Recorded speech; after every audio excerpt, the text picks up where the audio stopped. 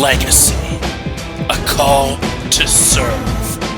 Join the North Pacific Army.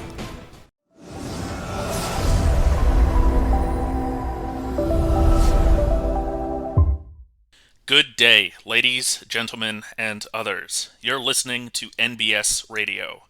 This is A Call to Serve, a series in which we tell the stories of the NPA's leaders in order to inspire the next generation of TNP's military legacy. Today, I'm joined by former Minister of Defense and serving General of the North Pacific Army, Robespierre. Welcome to the show. Hello, everyone. Pleasure to be here on NBS anytime we get a chance to. So, glad you all could attend and hear this. This episode of A Call to Serve will be a bit different than others we've had, since we've already had Robespierre here on NBS for an interview. If you're interested in Robe's background in the North Pacific, please consider tuning into an interview with Robespierre, aptly named, published May 28th, 2019. That interview discussed Robe's then deputy positions in the Ministries of World Assembly Affairs, Home Affairs, and Communications. It also discussed his swift rise as a newcomer to the North Pacific Army, which should provide an interesting juxtaposition to his current role as a veteran. That said, some background is important. Robespierre joined the North Pacific Army in May of 2019 and quickly rose to the rank of lieutenant in just 40 days. He has since gone on to serve as Minister of Defense and was recently promoted to general. To date, he has performed 88 operations on record, having led 28 of them. It is upon this impressive record that he commands respect today. So, Robes, for those unfamiliar with how the North Pacific Army operates, can you give an overview of the different roles NPAers serve in while participating in missions? And by that I mean, can you talk about point versus trigger, what the rank and file do in a given operation? Sure thing. So, for a given operation, you're going to have the person leading the operation, firstly and foremost, which is known as the trigger. They're going to be the people who are giving orders. They're going to be the people who are, calling out for when you're supposed to jump or when you're supposed to be quiet and waiting for the jump. They basically orchestrate the entire operation for whatever, given update that you're attending.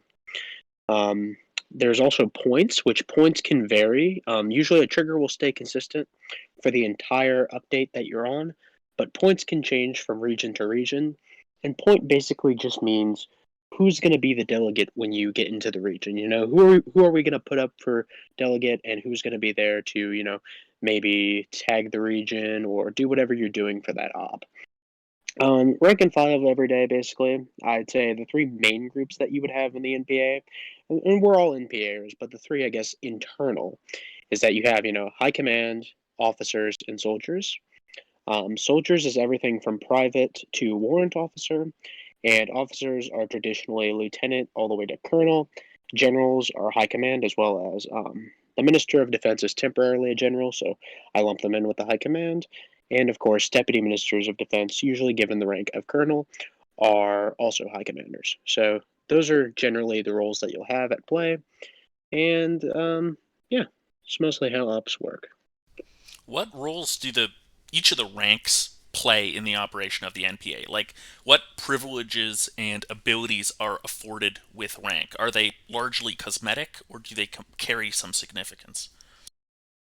In some ways or another, they do carry some significance. You'll notice that for generals and members of the high command, they have the ability to approve operations. Usually if you're an officer, you wouldn't have, say, the exact same ability to sign off on certain ops.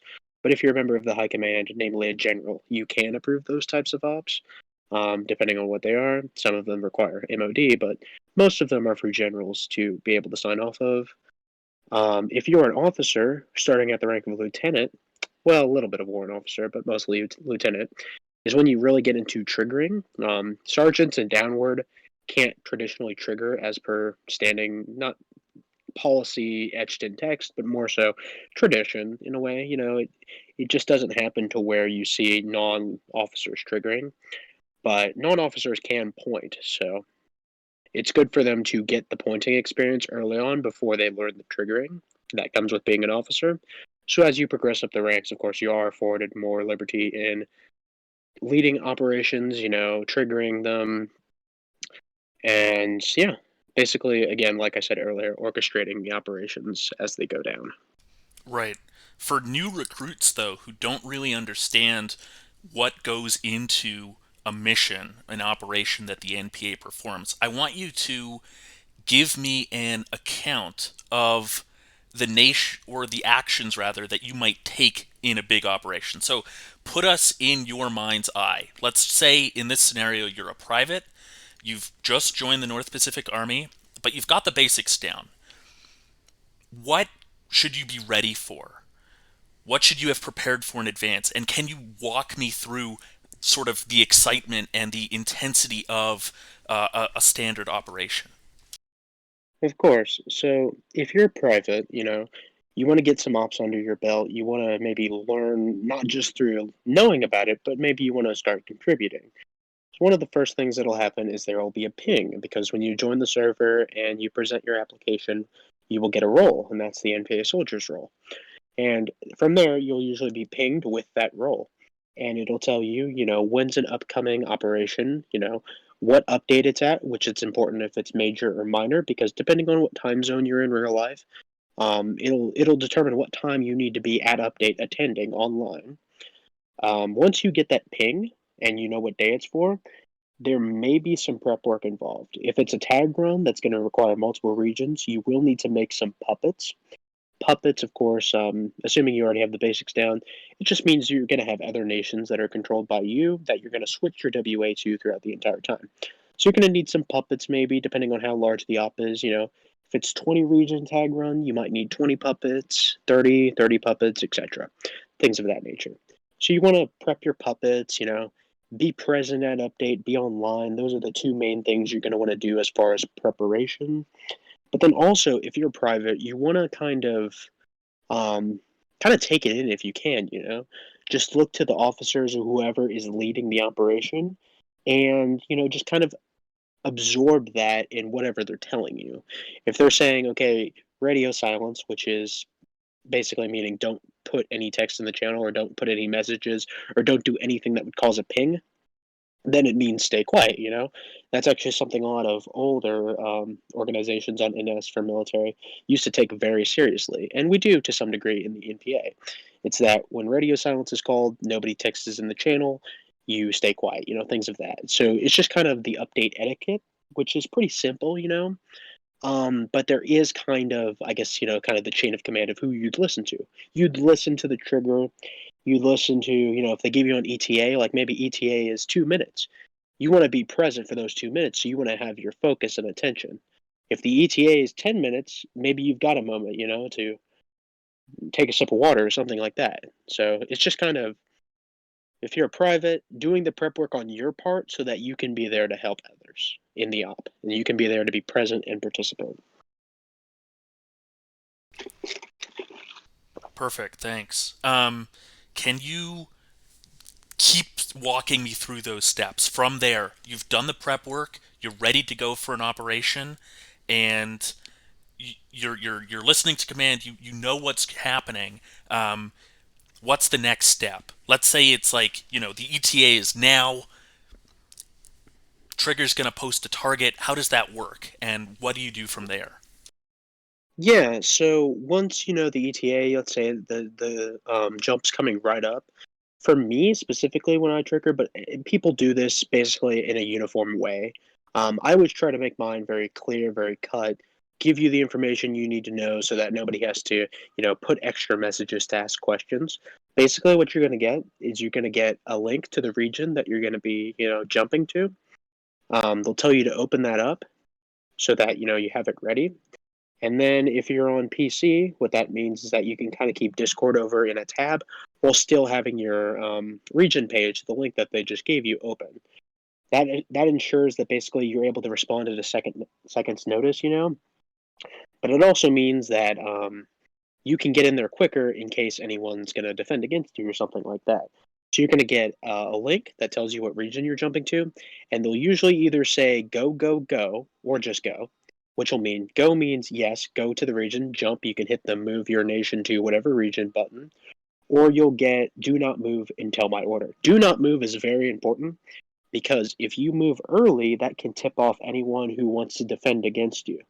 That maybe you and your other updating group are moving there. So you want to avoid that. You want to not give yourself away. You want to kind of stay camouflaged, if you will, keep people guessing. Because if they see someone from your group jump maybe even 30 seconds early, that'll give them enough time to react and get in there before the rest of your group can even get in there. So it's very important to pay attention to the link and what the trigger is telling you as far as go, go, go, or do not move yet. So you're going to want to do that. And then once you're in the region, this varies. Sometimes people will say in the channel they'll put in, just the word in, which basically means I've jumped. You know, I executed the order successfully. That's what we're doing.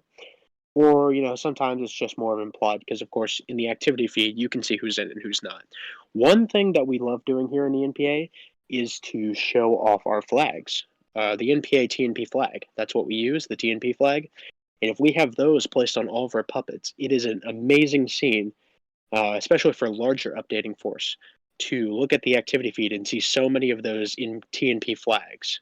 It's very imposing. It kind of represents a lot of the powerful nature of what our military is, because we are one of the most powerful militaries in the game, and we take great pride in that. So, yeah. So once you have control of the region, it's basically just reset, repeat, and you go through the 20 or 30 or what have you number of regions that you're going to tag, or on the opposite side of the coin, detag, right? But Yeah. once the update is over, what are you expected to do if you were, for instance, taking point on any of those and you're now WA delegate in that particular region? Sure. So what you're going to do when you hit a region as point is you're going to quickly make yourself a regional officer, because if you resign WA, it means that if you, without appointing yourself as RO, which is regional officer, it means that you're not going to be able to do anything with the WFE, which is important. So you got to make sure that you're a regional officer before resigning WA so that you can quickly go back to it after the update has concluded. And here's what you'll do. Here in the North Pacific Army, we adhere to a very strict policy of, not causing any permanent destruction to the regions that we tag, or basically not doing anything to damage their community or change the state of the region permanently. So what that means is that we don't construct or deconstruct embassies. We don't add or remove tags. We don't even do so much as post on the RMB, let alone suppress it. We're very respectful to the regions that we do, and it sort of goes back to us being the military of the North Pacific. The North Pacific, that's what we're about. On the world stage, we represent certain ideals, democratic views. We're not going to go into a region and impose our will on them, so we're not going to do anything that essentially we wouldn't want done to us. We're going to, that's very much transcendent in what we do as an army because we don't act with outright aggression towards those regions. What you'll do is you'll put up the tag, which there's not a standardized tag here in the NPA, but we do put up our TNP flag usually, and we will put, maybe the participants of the op or what we're doing, or like this is the North Pacific Army, join us today, or something to that effect. And it's actually a really great feeling, especially when you've successfully pointed an op, to be able to kind of, put your mark on a region, even though it's not permanent. Just kind of say, hey, this was us. We did this today. And you kind of get a sense of pride from it, I think. Thanks for walking me through that. It's really important that new recruits to the NPA, or people who are just interested in becoming a part of the NPA, kind of know what it's about before they get really invested in it. And I really like the way that you gave a lot of the details on how each of those steps work, because that's what a lot of R&D actually ends up being at the end of the day. So if you're interested in that, join the NPA, because you're going to learn so much more uh, about each of those steps and the importance and the significance and the value and, frankly, the camaraderie that you're going to get with your teammates, your other NPAers as you do that. And that's actually a very important part of the op. People That's definitely something you can't downplay, what you just mentioned right there with the camaraderie. It's not just jump, wait for orders, jump, wait for orders. A lot of times, especially, in the server, there will be talks amongst people who are in the NPA, and, maybe we'll share a joke, just talk about how the update's going. It's a very communal atmosphere, and there's definitely a social aspect to that that appeals to a lot of people. So if you're looking for a way to maybe get to know some of your fellow North Pacificans, easier, R&D can be a great vehicle for that because you're always going to have some sort of shared activity. You can look over at someone who you may otherwise not know, but you'll remember them from an NPA op or something that you did together. So it's a great activity for community building and getting to know one another. While I just had you walk through what would be expected of a private or a rank and file member of the NPA as you're conducting an op, you have an interesting perspective because you've gone all the way from private through the ranks, through the warrant officer and the officer test to lieutenant, all the way up to the rank of general. So you have a vantage point from the other side of that coin. Without revealing OPSEC, can you discuss how missions are planned from high command's aspect, from your ability to see over the sort of strategic field? Can you discuss like why certain targets make the list versus others, and if ideology plays into it at all? Is it like just raiding the WA? Is it targeting fascist regions, etc.? And then I know I'm asking a lot here, but then what are the consequences of those different types of missions? And how do Sure. you, as high command, have to consider that when you're planning those missions? Absolutely, and that's one of the things that the being in the NPA is really going to teach you. Some organizations out there, they do the exact same thing repeatedly. One of the things we like to do in the NPA is have a versatile updating force. What that basically means is we might be doing one type of operation one day, like maybe we're doing a tag raid on Tuesday, right? We can turn around on Thursday and do a DTAG operation. Or maybe on Thursday we do a DTAG operation, and then on Saturday, let's say we do a join op with our allies or something. We like to keep it mixed up so that, it's never too predictable. That's always the goal. To have our updating force be capable of many different things and to have our soldiers be trained in a lot of different op types so that they can execute them effectively. And, depending on what our interests are at the time or what we need to do to kind of project or carry out those interests, we might do something different. I know that in the past, some ops that have been criticized before are like the quorum rating. Quorum rating is something that was discussed at the past WA symposium, and it's been discussed in the time since then. As far as like what are the consequences of those ops, it really kind of does reach into the geopolitics of the entire thing. Um, but essentially, when high command has an idea for an op or something like that, it's really one of these things that kind of everything's born out of an idea. Someone could type, "Hey, I have an idea for this type of op," and then maybe one of us will play off someone else, and we kind of just work on it together. If you're an officer, a lot of the prep work for leading an operation is essentially gathering lists of targets, which for target selection, you're mainly going to look to founderless regions. Founderless regions, because founderless regions will have an executive WA delegate, which means that you can appoint yourself RO and perform all of the steps that I mentioned previously. So it's important that it's founderless. If it's not founderless, um, chances are you'll attack a fascist region if you can. The NPA opposes fascism because it's frankly a disgusting ideology. So we do that pretty proactively, I'd say. That's another type of op we do, anti-fascist. We do that. Tags, D-tags. D-tags are just removing tags, essentially. Joint ops, like for treated allies, such as Europea or Europea, depending on how you pronounce it. The European Republican Navy, ERN. Sometimes we'll do joint ops with them or other allies at the time. And I do mean allies because Euro actually is a treated ally. But sometimes, we'll do joint ops with just friends or other collaborative regions, that don't necessarily have to be our allies, but may share a goal with us at that point in time. And that's when, again, it goes back into the social aspect of us being able to interact with people who are not from our region, but, for a brief moment in time or for prolonged periods of time may have the same goals as us. So for leading operations, it's a lot of maybe planning out what targets you're going to have ahead, searching the region pages for founderless regions. If you're doing an anti-fascist stop, you want evidence that the region is fascist so that you can then take the appropriate measures to raid them or invade them or whatever you're going to do. But again, we're not destructive in what we do, so we can't permanently alter the state of the region. The only exception to this is if the regional assembly provides an exemption for said region. If an exemption is provided, then we are able to do other things. But it is important that all of our soldiers act with respect towards the regions that we engage in R&D with.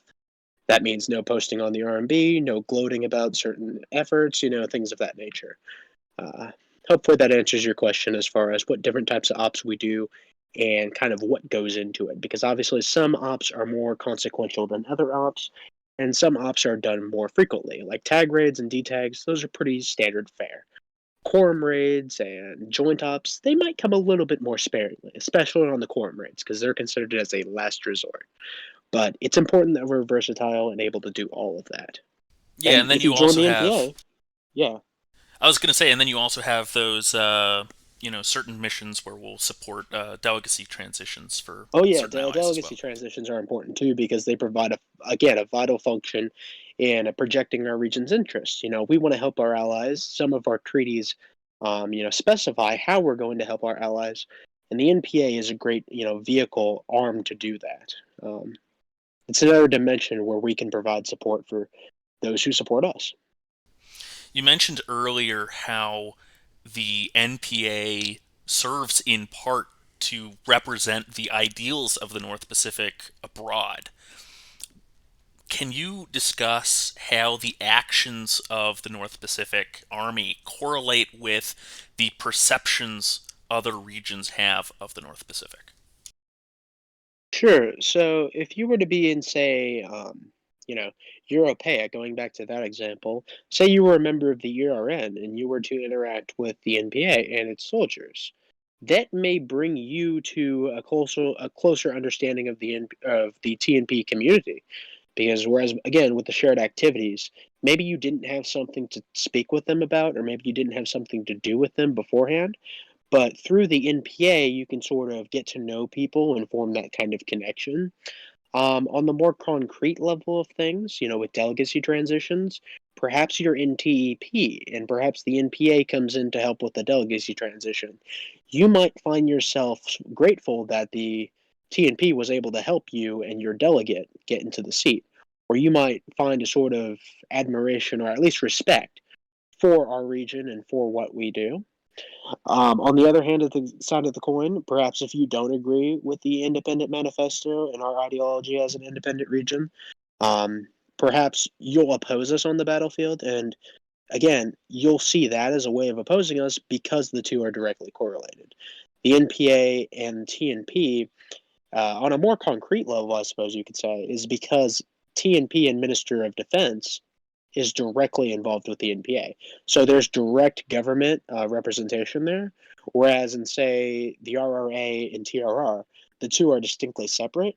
In TNP, NPA is part of the government essentially. We act for the Minister of Defense and for the government, and it's not entirely separate of that. So it's definitely a lot more representative in what our government aims to do, the tone that we wish to interact with other regions in, and the manner in which we choose to go about that. Because at the end of the day, the delegate is our commander in chief. So depending upon who's delegate, that does influence what direction we take. Out of all of the missions that you have participated in, which ones stand out to you as having been particularly important to the North Pacific? Well, this is a fun question. Okay. I thought about this a bit in advance because I knew that this might have been something that would come up. And so the two main ones that come off the top, and there's a top of my head, and there's a third one that I will mention as far as interests of the North Pacific. The first one would have to be the liberation of the East Pacific from Fidel's coup back in, I believe it was 2019. Yes, 2019, I think. I think so as well, but I'm It not was it actually was sure. 2019. Because that was during my term as Minister of Defense. So Time I flies. fondly remember that. That one was especially influential because not only is the East Pacific a treated ally of the North Pacific, but it was also a very impactful op in the world of gameplay because GCR coups don't happen often, thankfully enough. But it was very cool to see everyone gather in the NPA server and work with us to usurp an illegitimate government, an illegitimate regime that was threatening the East Pacific and democracy. So that one was especially impactful in our foreign affairs because it was directly correlated. We opposed Fidel, depending on how you want to say it, and the NPA took a stand against Fidel, along with a collection of other regions, including some of our allies. So I'd say that was a huge op that was very important to us. Another one that comes to mind is either the liberations of Stargate or Taijutsu, because both of those are treated allies of the North Pacific. So those ops, while seemingly less dramatic when you compare it to, liberation of the East Pacific, they do serve a purpose, and that purpose is to basically uphold the treaties that we've signed ourselves to with those regions. I'm also the ambassador to Stargate from the North Pacific, so I specifically know this. But we do have TNP Stargate Security Treaty, which basically means that we provide for their security, and the NPA is the way in which we go about doing that. If someone raids Stargate or tries to initiate a hold on Stargate, of course, we'll directly thwart that effort because we're committed to their security and their protection. And the same goes for Taijutsu. The third op that I think of as kind of important, and this one's a bit debatable, but for me it was important because it was during my time as MOD, and I think it really kind of represents how independent we are. It's that not only did we perform this operation that I called the World Cleanup Op, which was a large-scale DTAG operation with several of the defender militaries of NS, I believe the SPSF, the RRA, and the ERN. ERN's also independent though. And I think it brought us closer to that, not that spirit per se, but it just sort of reiterated that we don't just raid and we don't just defend. We can do both according to what the situation calls for. Going back to the versatility, and I also think that it was cool to see during my term a resumption of working relations with the Blackhawks because we kind of had a little bit of a time period there where we didn't work with them. But it's cool to see how we have a unique perspective because we're not strictly Raider, we're not strictly Defender, we are independent, and we are the NPA. So I think those three ops stand out. Uh, the third one isn't an op per se, but those kinds of ops stand out to me. Nevertheless, I think that really gives new recruits a pretty good perspective on the types of missions that can really make a difference to the game as a whole. So, thanks for Absolutely. going through It those. definitely does make a difference. On a more personal level, which missions were important and why? And, here it doesn't matter if it was like, some really huge op for Yeah. gameplay, but, something that really meant something to you personally. I know a lot of NPAers will cite their officer's test, but you don't have to say that. Or you No, could. because when I got there and when I was promoted to warrant officer and through lieutenant, warrant officer was the rank that did away with the standardized officer test. It was more of just a trial period to being an officer. Warrant officer is now instead of this is your test, pass or fail. It's more dynamic in the way we do it now. So I didn't have an officer's test per se, which is why I can't really cite it as one of my favorites. Ops that were important to me. We did an invasion of New Western Atlantic, which was the NWA. That's their acronym. And I always thought it was funny because for those of you who understand, hip hop history, and especially on the West Coast, you might know of a similar group by the name of NWA, or that being their acronym. The other name I can't say on here. Um, you might know of them, and it was cool because we did an entire parody of the NWA. It was everyone on the high command took like a member's name of the rap group, and we put it on the WFE. For example, As Robespierre, I was MC Robes instead of MC Ren. Darkania was Darkanian Prince for Arabian Prince. Ice Cube became Ice Coop for Koopa, who at the time was Deputy Minister of Defense. Um, I think Bob was. Yeah. Oh, Quiet Dad became Quiet Dre for Dr. Dre. And it was just very funny because we essentially took it and parodied it. And we did it with ERN and I think at the time TWP because there was this part for their logo that said the world's most dangerous group, and it had all the members of the NWA on it. We took that and we put the world's most dangerous group and we put the flags of the ERN, TNP, and the TWPAF. And I always thought that was pretty funny and creative of us. It was a very creative op, and even though it was short lived, I thought it was pretty what's the word? Pretty witty of me, I thought I at the time I thought it was funny. So that one kind of stands out to me just for the creativity of it. Another one that stands out to me, of course, going back to the liberation of the East Pacific, that one was especially important for me because I got to kind of be there for that during my term as Minister of Defense, and I also got to call the trigger on that. So yeah, that was fun. Um, the third op that I think kind of stands out to me as just being a fun op would have to be, I think it was the invasion of Zedis, if that's how you say it. It's Xedas. Zedis, it was again a short lived op because there was this reoccurring theme during my term as Minister of Defense where the region founders would come back and it would just kind of thwart all our efforts.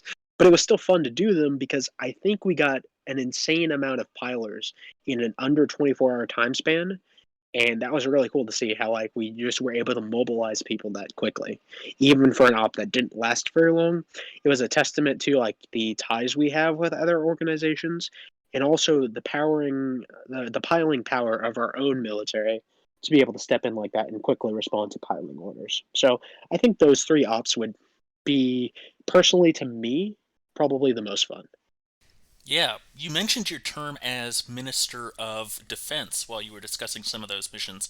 Not everyone who joins the North Pacific Army will ultimately become a Minister of Defense. There isn't, some expectation of that, but some number of them do. So, what did you view your role as minister, and what was your leadership style while you were serving in office?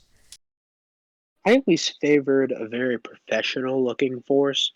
I mean, even if you were to enter the Discord channel or the Discord server rather, you could see the influence of my sort of styling of things. How I wanted everyone to have a rank tag before their name, very orderly. I liked that. I also liked sort of coordinating things with my deputy ministers because at the time I had a deputy named Tronstorm, who later went on to be a minister of defense in his own right. And Tronstorm was fantastic. We had a great term together. We did with Koopa as well. Koopa was my other Minister of Defense, but Tronstorm was really very helpful and very invaluable to my term and being able to lead effectively the way I wanted to. I think a staple of my term was that I always wanted us to be doing something, and that's something you can look forward to if you're in the NPA because now we've sort of returned to that with our current high command. It's that we want to be doing things often and we want to be engaging and we want to do things, with that less expectation of it's just going to be the same thing, versatility, doing things at different times with different op types. I think during my term, I liked doing that. I liked, not keeping up with the same monotony of everything. I wanted things to be different and spaced out, which is why some days we do stealth ops at minor, or some days we do tag raids at major. I wanted us to be doing as many things with as many opportunities as we got. And I think during my term, that's something I took great pride in. That's something Tronstorm and Koopa and I all took pride in. And for my term as Minister of Defense, I always really liked sort of diving into the foreign affairs aspect of it, talking with other military commanders, scheduling joint ops between us, coordinating who was going to pile where. I always thought that was a great aspect to being an MOD and being able to lead effectively. If you had those intangibles, you could lead a military extremely well. How did you, as Minister of Defense, bridge between the directives of the duly elected World Assembly delegate of the North Pacific and the more permanent high command leadership of the North Pacific Army. So, as I mentioned earlier, the delegate is our commander in chief, which will change again. Whoever's elected delegate becomes our commander in chief, but the high command is more permanent in the sense that those members are long standing. So, as an example, for as long as I've been here, Quiet Dad and Gladio have been on the high command, extremely deservedly so, by the way. But delegates have come and gone, and with delegates coming and going, you're going to have, they. I don't know if they do it. They don't do so as much, intentionally or knowingly, but there is an effect of where their personal R&D leanings do sort of influence their policy in that regard. You, you, for example, correct me if I'm wrong, lean a bit more defender, and I which is fine. absolutely do. Yes, you do. And during your term as Minister of Defense, you had Barbarino, or not during your term as delegate, you had Barbarino as your Minister of Defense, and I think you gave him a lot of leeway in how he wanted to run the NPA, and that's for that term. Whereas I served as Minister of Defense under McMasterdonia. McMasterdonia was until up until recently an NPA general in his own right. So he already knew kind of the tools of the trade, if you will.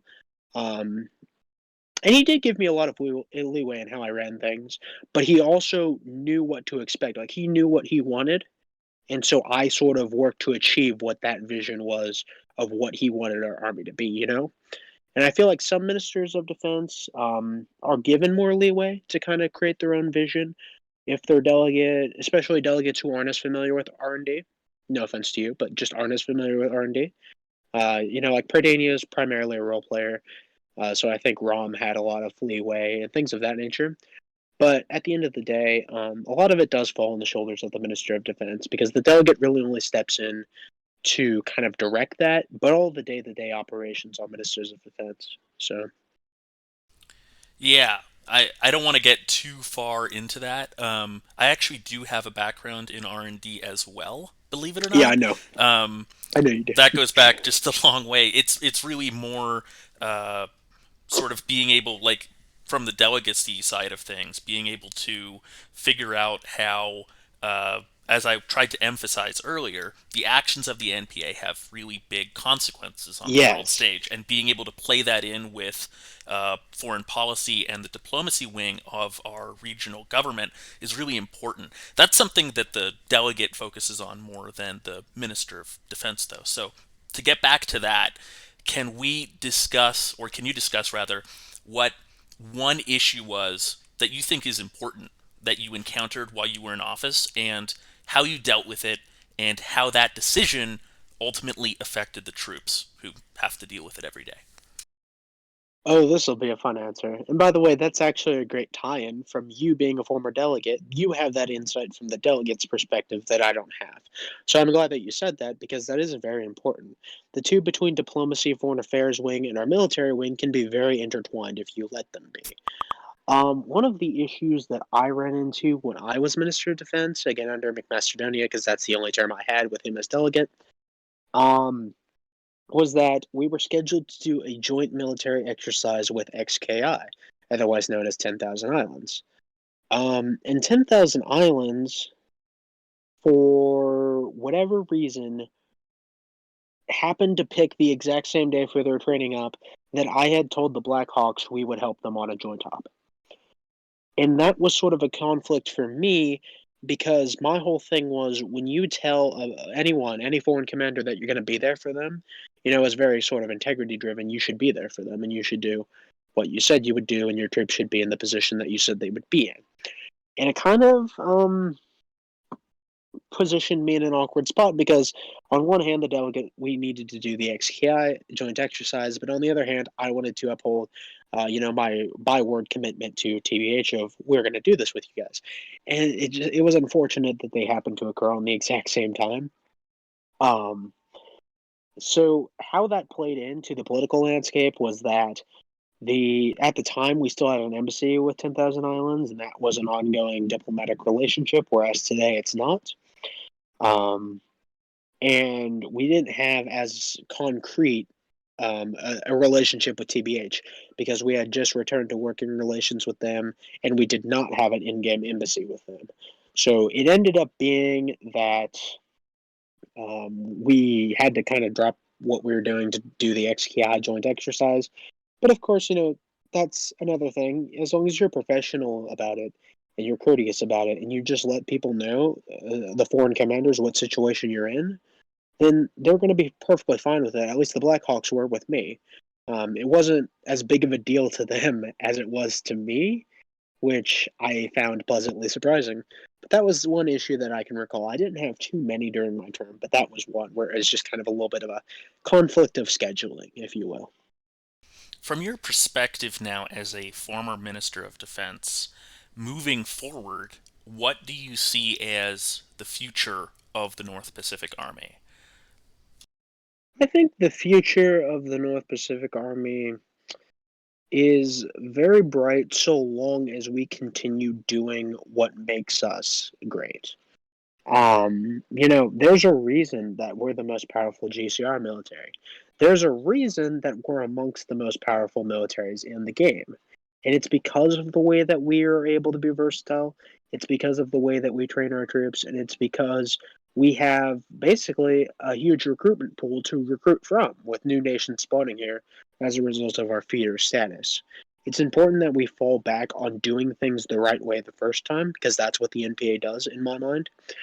And I think it's important that we sort of continue to not only remember who have come before us, but also to be open to new leaders. Like when you look at the transition from Gladio, Quiet Dad, MCM, Ren to people such as Barbarino, BMW, Bluey Gamer, myself, Tron Storm, um, Rom. You can kind of see that a newer generation of NPRs have taken over in a way on the high command, and a lot of us have been promoted to generals in the time since. That's not a bad thing. What'll keep the NPA moving is for us to continue embracing the tradition of, um, I hate to say embracing again, but again, embracing new talent. That's something we do in government. That's something that the political landscape of TNP embraces, and that's something that the NPA has always embraced. It's okay to take what's worked in the past, but also be accepting to what's coming in the future and people who we might end up with, and sort of rely upon those new faces to take us to greater heights. Because the time from me to enlistment to being MOD was not that long in the grand scheme of things. I enlisted in May, and by September of that same year, I was Minister of Defense. So it's not that it's a low bar. It's that if you work for it and you're helpful to the organization, you can be a driving force for it, and you can help make things better. That's what I always wanted to do as MOD was to make things better. And as long as I felt like I was doing that, I consider that a successful term.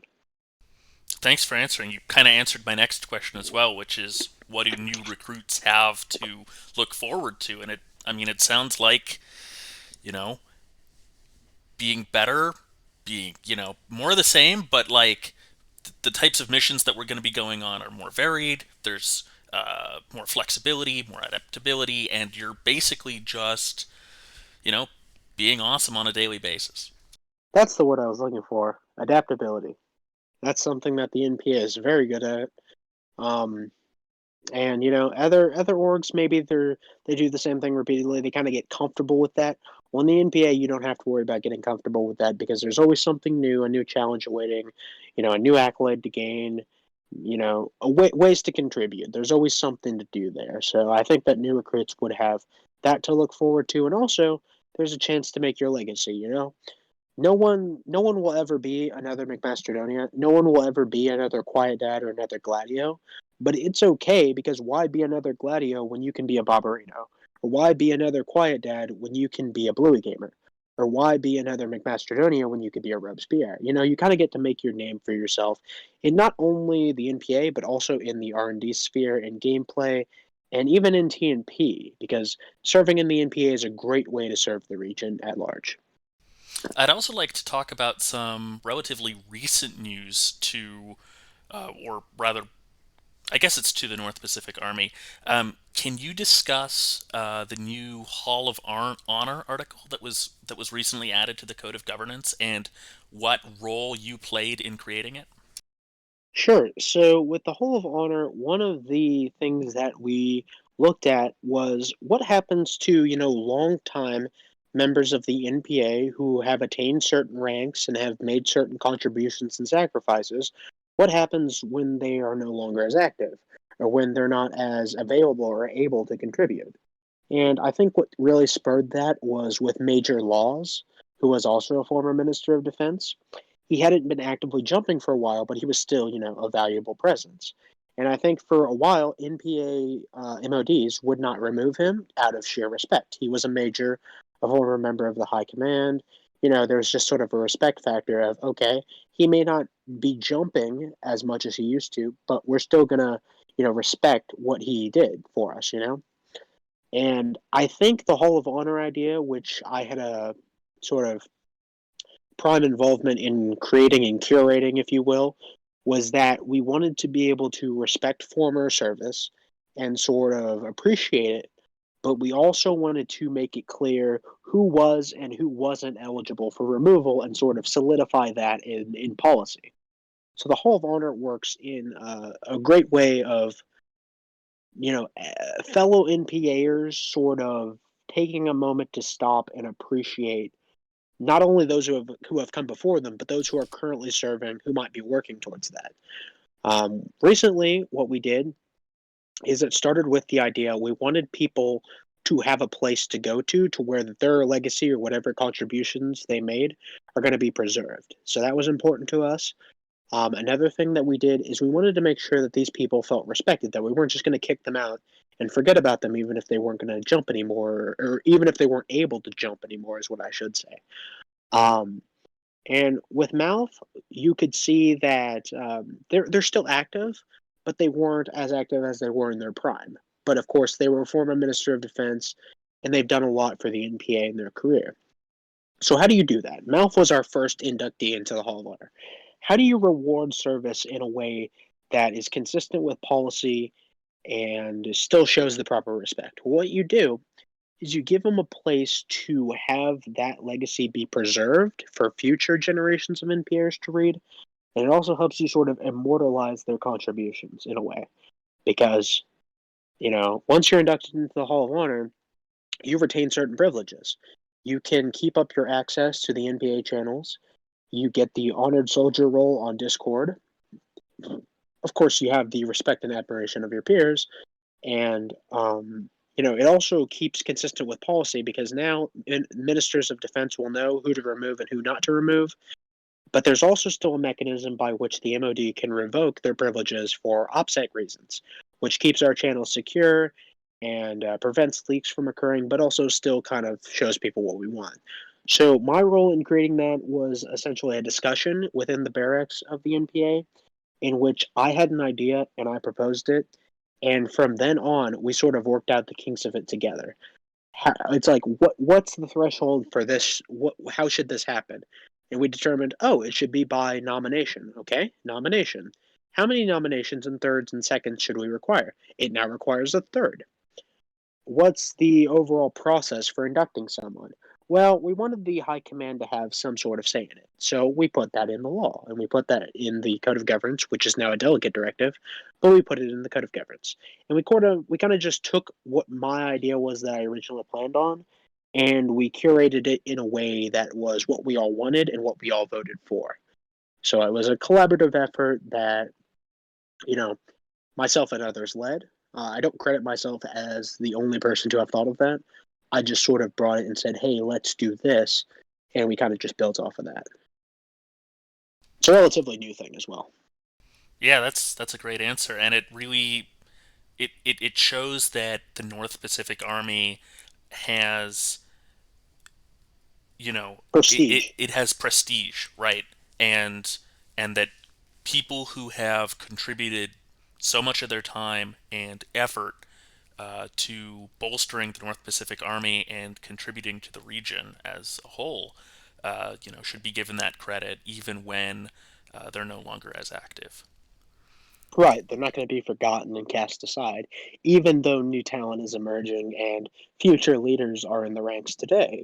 There are still their contributions, their sacrifices of however many hours, and their ops counts and things of that nature are still going to be recorded and preserved for people to, consider and held in high regard. Speaking of that prestige, what has given you the greatest sense of pride while working in the North Pacific Army? The greatest sense of pride I had. Okay, there's two answers for this. One is when I was Minister of Defense and I had the ability to directly influence what the organization was doing, because obviously there were ministers before me and there's been ministers after me. But while you're in that spot, you can sort of directly steer things the way you want them to go, and you have the power to make a difference.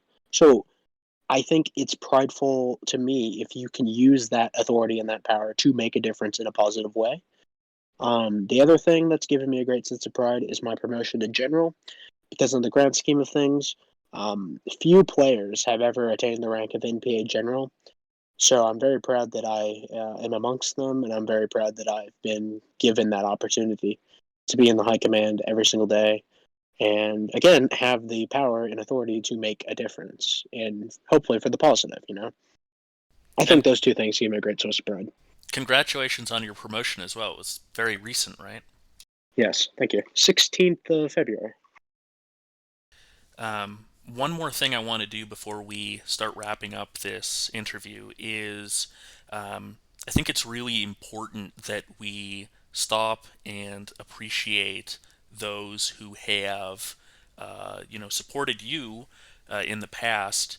Um, ha- what kind of mentorship did you receive when you joined the North Pacific Army? Was that needed, or is there anyone who you really respect or look up to in the North Pacific Army who really stepped in on your behalf when it mattered? Yeah, so I had the, I guess, unique circumstance of already having previous experience in gameplay when I joined the NPA, meaning I didn't need the mentorship of here's how you're going to do ops, or here's how you jump, here's how you trigger, here's how you point, because I'd already been in leadership positions for other smaller militaries when I first came in. One of the people I always appreciated was Barbarino. When he was Minister of Defense, he knew that I could do all of these things, and my rank for a little while there kind of prevented me from triggering because again, non-officers don't trigger, but he knew I was able to trigger and he had faith in my ability to do that. So it's kind of evident from my promotion dates that I provide you with before the show, and this will usually happen for the ranks before officer. Usually the ranks before you get to officers are a little bit uh, you know what's the word, more frequent in your promotions through those ranks, and once you get to officers they sort of far and far between as you work your way up.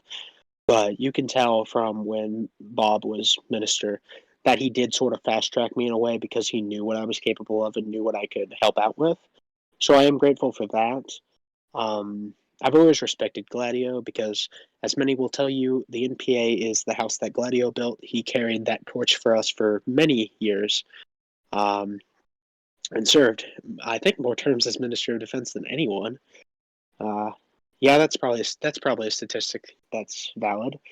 I've always respected Darkania for his technical ability, even if I didn't agree with him on a personal basis. He's always helped out with the NPA's, technical issues, requirements, help with that. He's been a stable presence on the High Command when he was on the High Command. Um, I've always respected Quiet Dad because he stepped in when the NPA really needed him after Gladio's WA ban. And Quiet Dad kind of took up the mantle for Gladio and really kind of helped usher in and continue on with the legacy of the NPA, so I can be respectful of that. You don't have to Um, list everyone. I know, but I like everyone. That's the problem. There you go.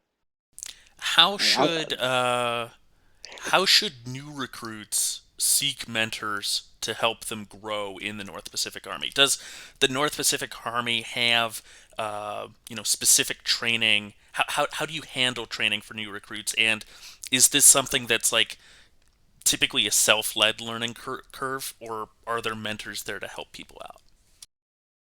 what do you need to do to get trained in the North Pacific Army? Two things. One, listen. Two, just ask if you don't know, because it's so much easier to ask than to do something and then have to wonder what went wrong.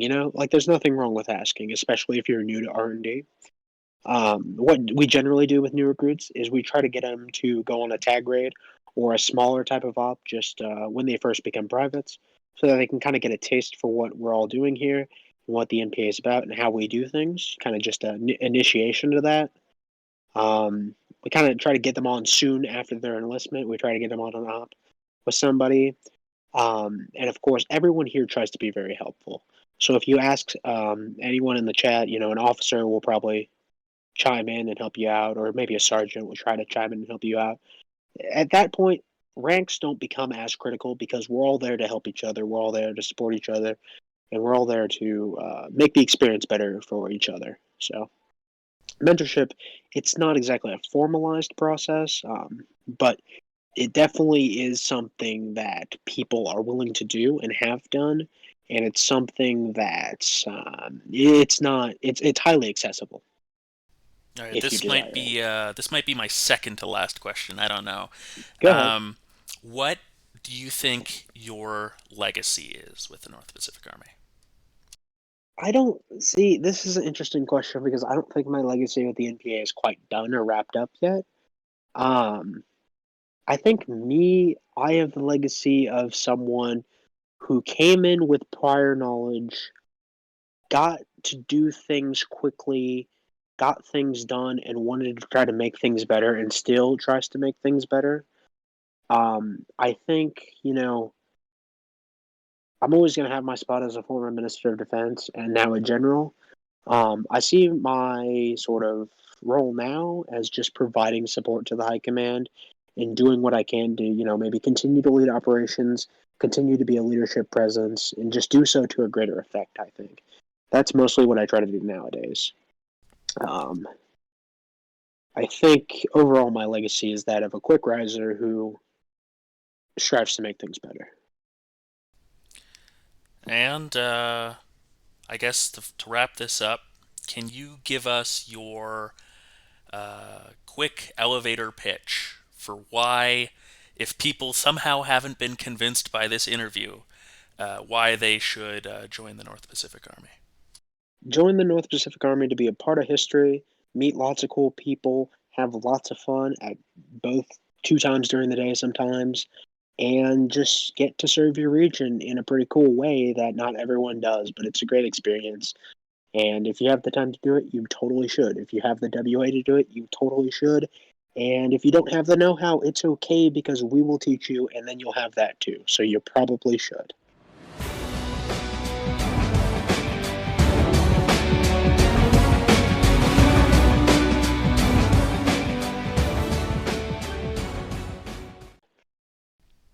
I'd now like to open the floor to audience questions. If you have a serious question, please post it in the Agora text. I will moderate and read your questions aloud to Robespierre, and I might even add my own follow-ups to them. Free Talks is going to have lots of questions for me, so I'm excited. All We right, have some from Cree Talks. All right. perfect. So Kretox is asking, have you answered any of these yet? No, I haven't. I was All right. unclear. Kretox asks, what's something you wish outsiders knew about the North Pacific Army? That's a good one. Something that I wish people knew is that I think a lot of outsiders, just the TNP in general, assume that we're just so like self-absorbed and self-important that we don't pay attention to anything. But I feel like once you get to the NPA, you realize that we all just kind of joke around and we're human and we have fun with each other, and we're not just this blob of regions that strives to do everything so well and lacks its humanity. Um, I think that people will enjoy the humanity aspect of the NPA, and that we do things at a high level, but it's not like super strict to the point of like, you know, what's a good word? Like it's not strict to the point of it being unfun. Like we're able to have fun, but do so effectively to where things get done. So I wish people knew that. Second question here from Kretox is, do you believe that the current high command structure functions well, Are there any changes you believe would be beneficial? Yeah, I think that it works very well because it's a pretty open environment in high command where people can suggest ideas, and the generals have the ability to approve them, and we work with the Minister of Defense to help smooth that out. I think it works pretty well. Changes that I believe would be beneficial. I don't have many because we already have the system by which MOD temporarily gets general and DMODs temporarily gets colonel. And generally speaking, after your term as MOD or DMOD, you'll get a promotion just as a sort of thank you for your service for that term by the your successor in office. So I think that that works out pretty well. Off the top of my head, I don't have any too many changes. I don't think you need to rock the boat for something that already works. From Kretox, if the NPA suddenly received 30 promising new recruits, what would you do with them and why? I think it's been brought up before that some people think the NPA is top heavy because of how many generals we have or how many, officers we have. But that's not necessarily a bad thing. I mean, think about what it takes to become an officer. We don't just hand those titles out. So having X amount of officers just means we have enough people who have been contributing, been leading operations, and have the know-how to do so. So I consider having lots of officers a good thing. If we got 30 promising new recruits, I would expect that some of those 30 people would go on to be officers, but it would also just mean that we have a lot more bodies to do a lot more things. Because that's one thing that ranks will never worry about, or have no bearing on, should I say. It doesn't matter if you're a general or a private. You have one WA, and your one WA can make a difference. So I would expect 30 new WAs to make 30 differences. What kind of new operations would, 30 new members really open the door for, though? Oh, it would be a lot more fun with shotgun operations where you have multiple teams running at the exact same time. Because think about it, if you could just have two teams running doing the exact same thing, you can increase your efficiency twofold, threefold, fourfold, whatever you're going to do. It would definitely open the doors for that, and that would be pretty cool to see. Um, yeah. From Kretox as well. The Code of Governance was recently replaced by a top down delegate directive. The old Code of Governance had a process for amending it. Do you believe that the directive governing the North Pacific Army should be more democratic? If so, how? I think that it already is pretty democratic just by extension.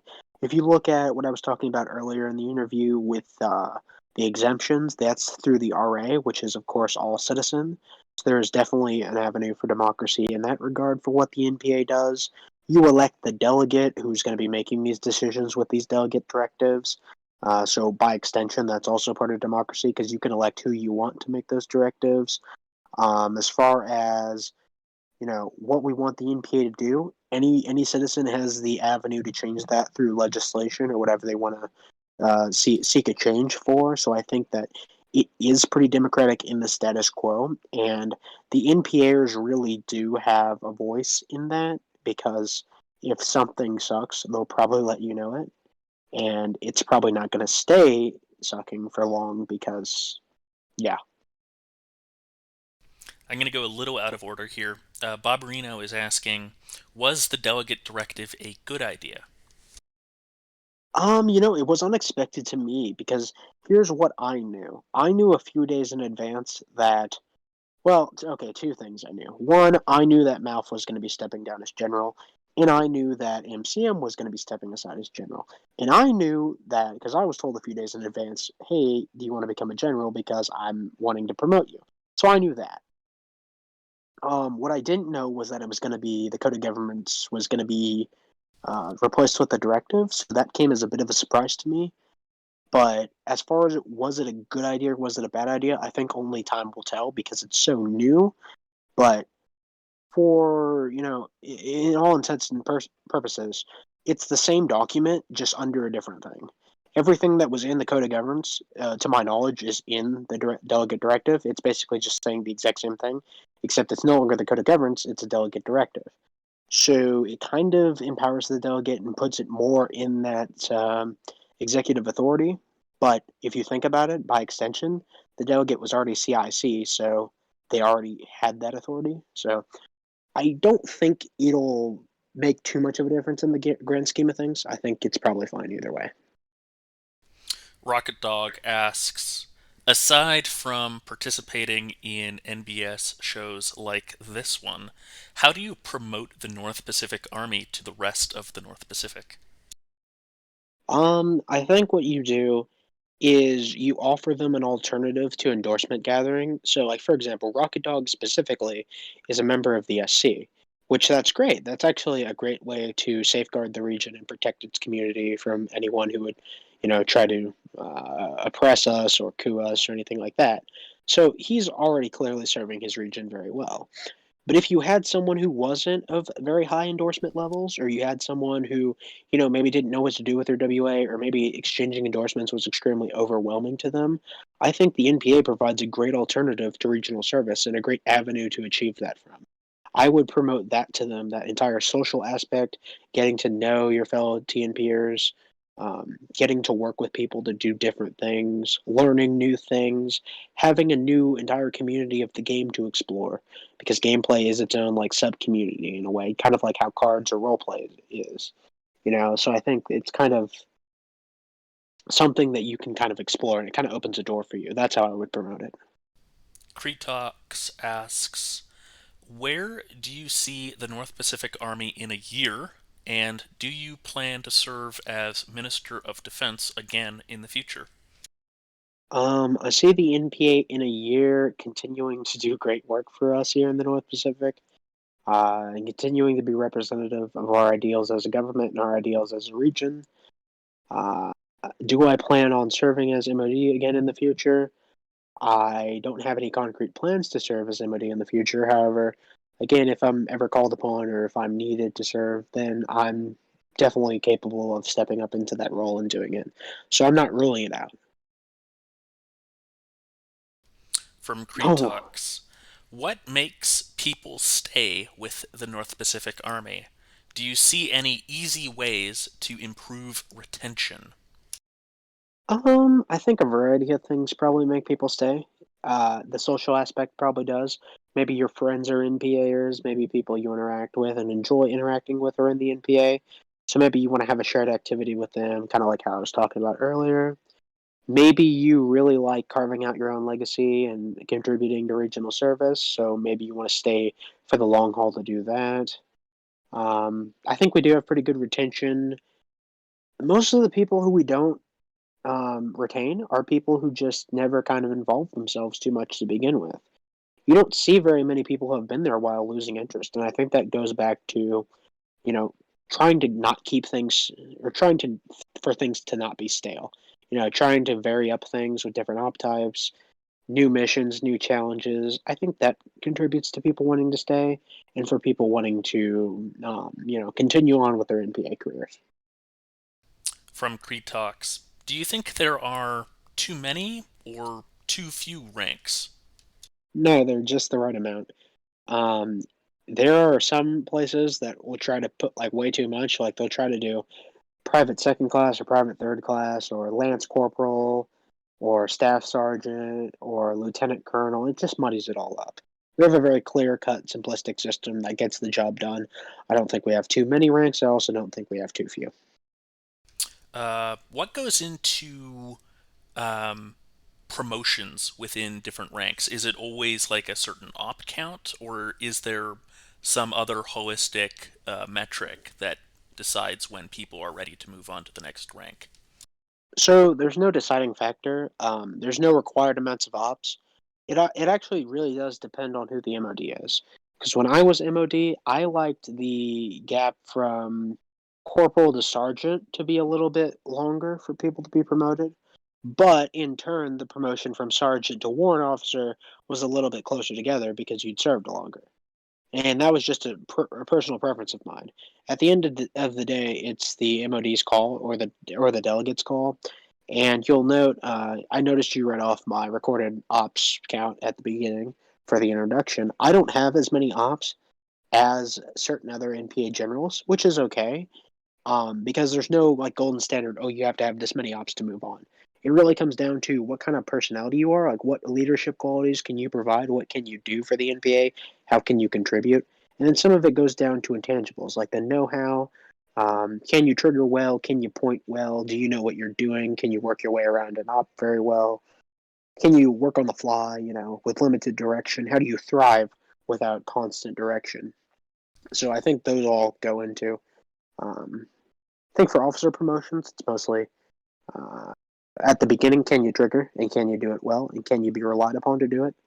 And then from there on out, it kind of goes into service time. Like you're not going to get it just because you've sat around for a long time, but if you're continuously contributing, continuously triggering, and doing that things and leading, and maybe you're qualified to move up because you have the leadership qualities and the know-how. From Kretox again. If a soldier comes to you with a conflict, how do you, as general, respond? Can you provide me an example of a conflict? And then I can tell you how I would address it. Let's say it's a personnel conflict. He has an issue with uh, either someone else in the rank and file or maybe a specific trigger, something like that. Yeah, and sometimes things like that will happen where just things will go awry, but it's important to sort of be a mediator of that. How we're at the end of the day, we're all on the same team. One thing that you don't want to do is really like step on anybody else, like general's toes, or you don't want to step on the MOD's toes or the delegates' toes. Like you're there to be a leader internally, yes, but you also kind of have to step back and recognize everybody's on the same team, and we're all here to be a community in a community, if you will, and sort of contribute to whatever we're doing at the time. So it's important to kind of have that calming influence in a way. And I think some people do it better than others. I would try to do it, uh, but it's important to just not be too hasty and just give it the proper consideration, and also treat things like that seriously. Uh, Gladio mentioned that next year will mark the 10-year anniversary of the North Pacific Army. What plans do you have, or what plans does the North Pacific Army have to celebrate this special anniversary? I think that's pretty cool. As far as what plans do I have, not up to me. But I'm sure we could get something if the delegate wanted to, or if the MOD wanted to.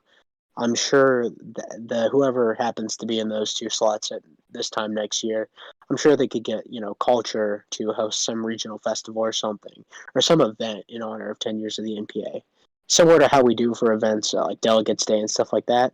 Maybe we have like a one-off holiday, like NPA Day or something. I don't know. You could get creative with it because I think 10 years of the NPA is pretty cool. From Kretox, who do you consider, or which organization do you consider to be the North Pacific Army's top competitor, and why? Ooh, competitor in the sense of like opposing us or friendly rivalry? Because friendly rivalry, I would say the other army that's on our level is probably the Blackhawks because they're doing things all the time and have been going on for years, just like we have. So as far as like legacy, prestige, ability, and stuff like that, probably TBH on friendly terms. Competitors just by way of R&D alignments. You have like Libcord, obviously, and the member regions involved in that. Why do I consider them that?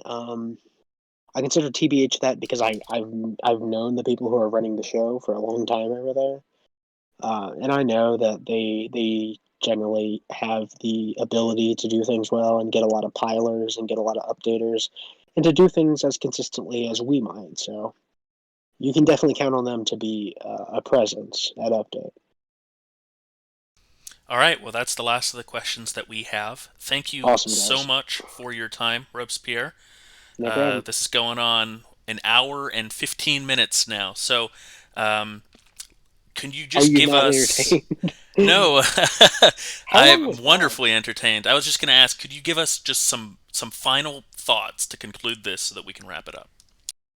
My final thoughts are that the NPA, if you want to go somewhere that is probably the best in class, if you want to go with the best right off the bat, you go with the NPA because I truthfully believe that's what we are and that's what we always strive to be. just kind of how we strive to be the best in cards and things of that nature. The NPA is great for that. I think that if you're looking for a way to get trained right in R&D and you don't want to waste time in places that might not be there tomorrow or things like that nature, NPA will always be here. There will always be an opportunity for you to serve your region, and there's lots of ways to do it in. So it's just a matter of signing up. Thanks again for all the time that you've contributed both to the North Pacific Army and to this interview. So, with that, No we'll be problem. wrapping things up. Yeah, happy to be here. This has been another episode of A Call to Serve.